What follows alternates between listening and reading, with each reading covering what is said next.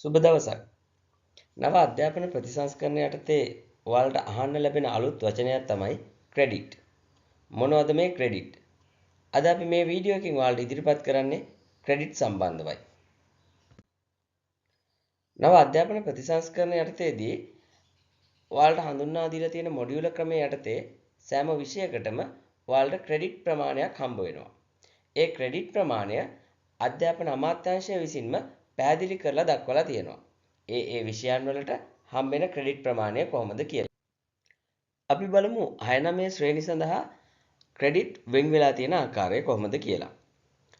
මව් බසට ක්‍රෙඩිට් 3යි, ඉංග්‍රීසි වලට ක්‍රෙඩිට් 3යි, දෙවන බසට ක්‍රෙඩිට් 1යි, ගණිතය ක්‍රෙඩිට් 3යි, විද්‍යාව ක්‍රෙඩිට් 3යි, සෞඛ්‍ය හා ශාරීරික අධ්‍යාපනය ක්‍රෙඩිට් 2යි, ICT වලට 2යි, ජීවිතය සඳහා තාක්ෂණයට 2යි, භූගෝලයට 1යි, ඉතිහාසයට 2යි, පුරවැසි අධ්‍යාපනය 1යි, ආගම සහ සාරධර්ම අධ්‍යාපනය 2යි, සෞන්දර්ය ක්‍රෙඩිට් 2යි, ව්‍යවසායකත්වය ක්‍රෙඩිට් 1යි, ක්‍රීඩා සමාජ ක්‍රෙඩිට් 2යි. එතකොට ඔයාලට මෙතන හම්බෙලා තියෙනවා ක්‍රෙඩිට් 30ක්. ඊට පස්සේ ඔයාලා වැඩිදුර අධ්‍යයන සහ තීරයක් මොඩියුල සඳහා එක විෂයකට ක්‍රෙඩිට් 1 බැගින් හම්බ වෙනවා. අපි වැඩිදුර අධ්‍යයන සහ තීරයක් මොඩියුල තෝරාගන්නේ කොහොමද? අනිවාර්ය විෂයන් තෝරාගන්නේ කොහොමද?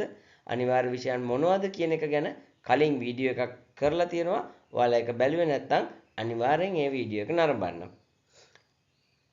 එතකොට මෙතන වැඩිදුර අධ්‍යයන විෂයන් 3ටයි, තීරයක් මොඩියුල 2ටයි, තීරයක් විෂයන් 2ටයි ක්‍රෙඩිට් 1 ගාන යවම ක්‍රෙඩිට් 5ක් හම්බ වෙනවා.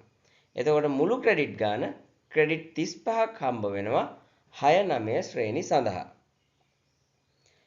මේ ක්‍රෙඩිට් ප්‍රමාණය අධ්‍යාපන අමාත්‍යාංශය විසින්ම තමයි මේ විෂයන් වලට ක්‍රෙඩිට් ටික වෙන් කරලා තියෙන්නේ. එතකොට මෙතන මේ 10 11 ශ්‍රේණි සඳහා ක්‍රෙඩිට් වෙන් වෙන්නේ මෙන්න මේ ආකාරයට. අනිත් එක මේ 10 11 ශ්‍රේණි කියලා කියන්නේ 2026 වසරේ 8 වසරේ ඉන්න ළමයි 10 වසරට ආවහම තමයි ඒ ළමයින්ට මෙන්න මේ විදිහට අධ්‍යාපන ප්‍රතිසංස්කරණ යටතේදී ඉගෙන ගන්න හම්බ වෙන්නේ. එයාලට අනිවාර්ය විෂයන් 5ක් තියෙනවා. තෝරා ගන්නා විෂයන් 2ක් තියෙනවා. ඒත් එක්ක ඔක්කොම විෂයන් 7ක් තියෙනවා. එතකොට මව් බසට ක්‍රෙඩිට් 3යි, ඉංග්‍රීසි වලට ක්‍රෙඩිට් 3යි, ගණිතයට ක්‍රෙඩිට් 3යි, විද්‍යාවට ක්‍රෙඩිට් 3යි, ආගම සහ සාරධර්ම ක්‍රෙඩිට් 2යි, තෝරා ගන්නා විෂයන් 2යි, ඒ දෙකට ක්‍රෙඩිට් 2 ගානේ ක්‍රෙඩිට් 4යි, ඔක්කොම එකතුව ක්‍රෙඩිට් 18යි. අන්න ඒ විදිහට තමයි ඔයාලට ක්‍රෙඩිට් හම්බ වෙන්නේ.